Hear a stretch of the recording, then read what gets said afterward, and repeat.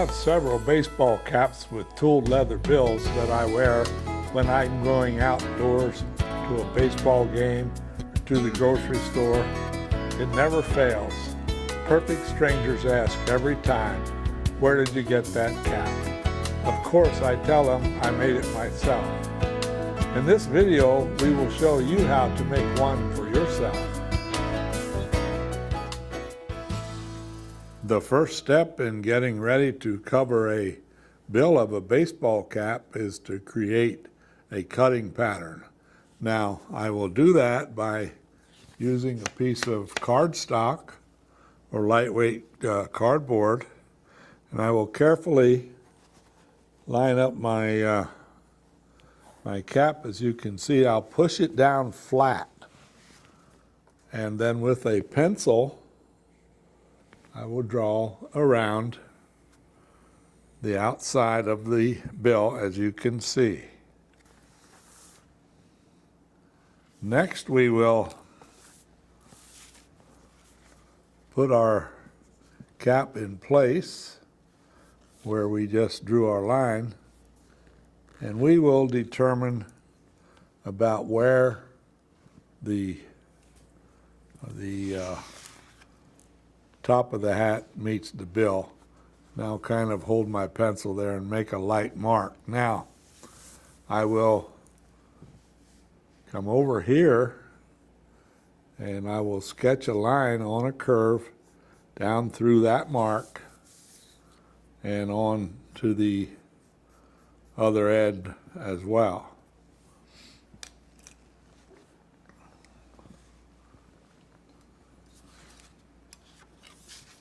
Now I will take my scissors and I will cut out this pattern.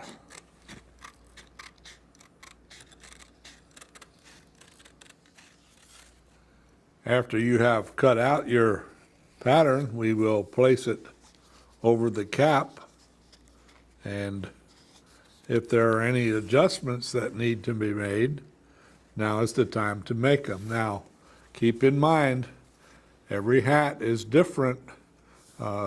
Different manufacturers will have different shapes and sizes, even though they will be very minor. It's always good to make a new pattern for at least every style of hat that you have.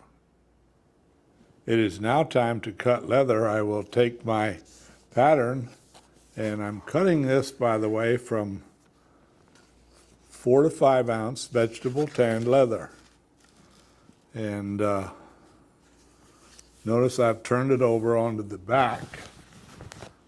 And now with a pen, I will trace around the outside. Now, for the outer edge of the scoop, I'm going to trace a line a little bit bigger, because we will come back and trim this later.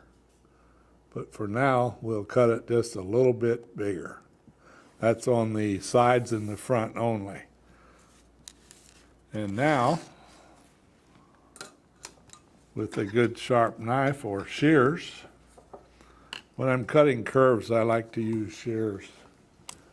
I will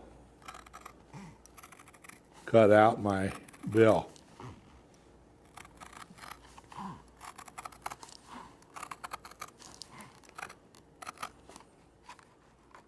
And now, if we're going to do any tooling, dyeing, and finishing, now is the time to do it. It's a good idea when you cement the leather to the bill of your cap to put a band across that seam to kind of make sure you have a good looking fit. And one of the ways I like to do it is to braid with the pigtail braid, as you can see. In this case, I'm using some suede lace. You could use 1/8 inch lace, or you could just use a straight, narrow strip of leather.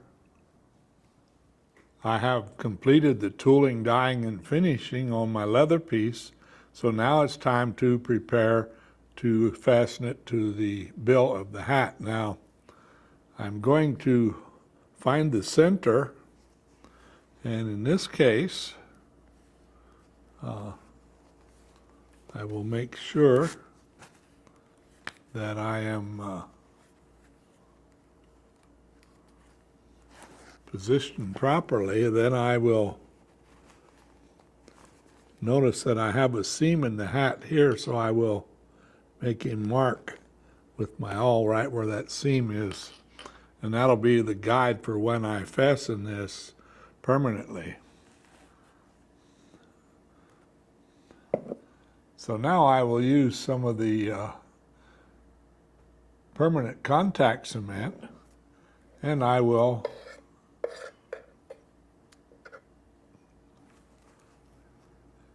apply to the bill of the hat.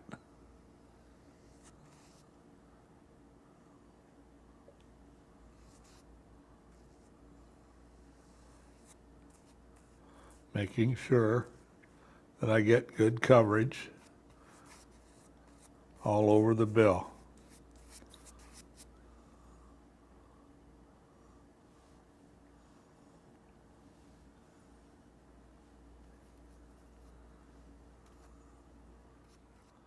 And I will also apply cement to the back side of my tooled piece.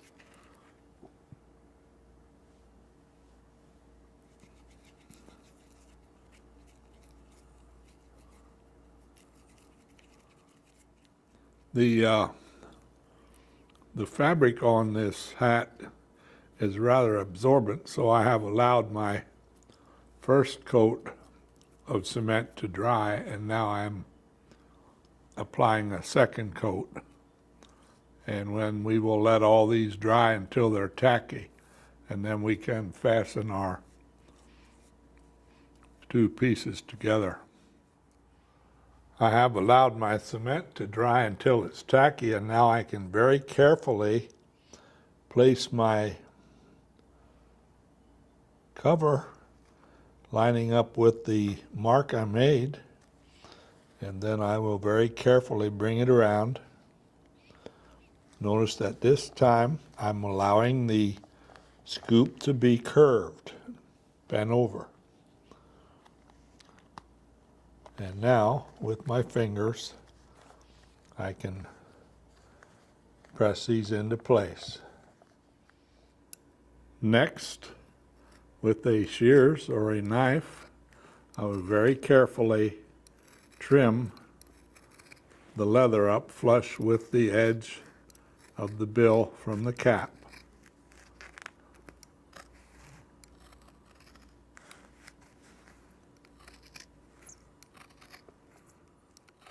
Next, with an edge beveler, I will edge bevel, as you can see, around the edge of the scoop.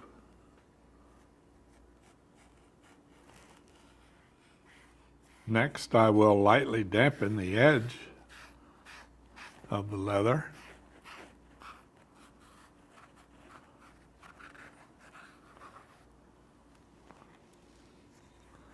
And then with my slicker, I will slick around the edge until it's nice and smooth.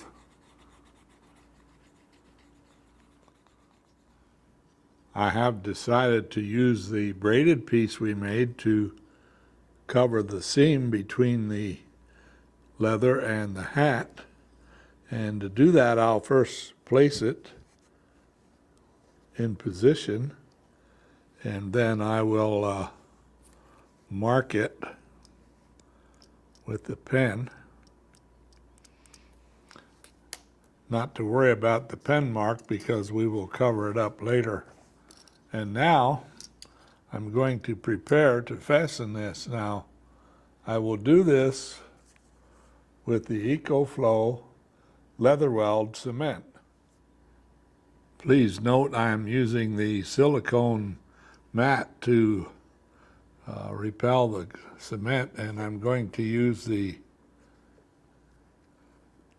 EcoFlow leather welt, and I'm going to put a very, very generous amount on both ends. I want this to soak down in, and I'm going to even turn it over and put some more cement at the same position on the back side. We want this to bond the leather together so that we can fasten it to the hat and then cut it off. Now we'll let this dry completely. Next, I will take the dark brown edge paint and I will very carefully paint the edge, as you can see.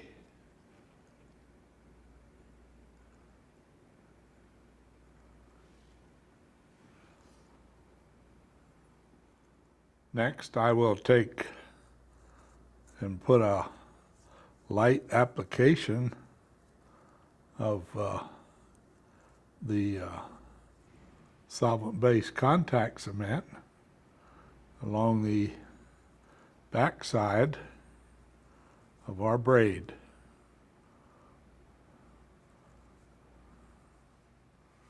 Next, I will take a small disposable brush and I will put a light line and a narrow line, as you can see, right along the edge where, and I will get some cement onto the hat and some onto the cover that we made for the bill. And now we will allow these to dry until they get tacky.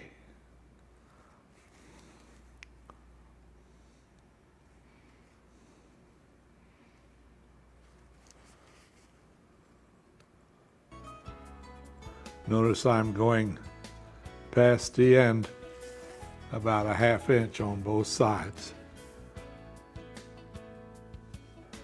After our cement has dried until it's tacky, we can cement it into place very carefully, making sure that it goes over top of the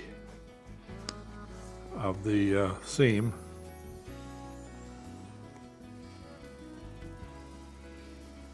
Press it down good. It is now time to secure the ends on both sides. I will start by first folding back the sweatband on the inside, as you can see, and then I will place it down on my punching surface, and with my 1/8 inch punch I will punch all the way through. And now, using the proper sized rivet, I will paste the rivet from the inside out, put the cap on,